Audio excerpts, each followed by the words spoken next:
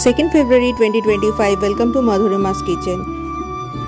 আজকে তো 12:30টার পর অলমোস্ট শুনেছি সরস্বতী পুজো, তো আজকেই আমার ম্যাক্সিমাম অর্ডারগুলো চলে গেছে। সেই কারণে আজকে প্ল্যাটারে যেটা ছিল পপ আপে খিচুড়ি, কড়াইশুঁটি, ফুলকপি, আলু দিয়ে খিচুড়ি, আর তার সঙ্গে আমাদের বাঙালদের লাবড়া, টমেটো কুলের চাটনি, আর পাঁপড়টা কিন্তু আমি ডিজাইন করে আমি তৈরি করি।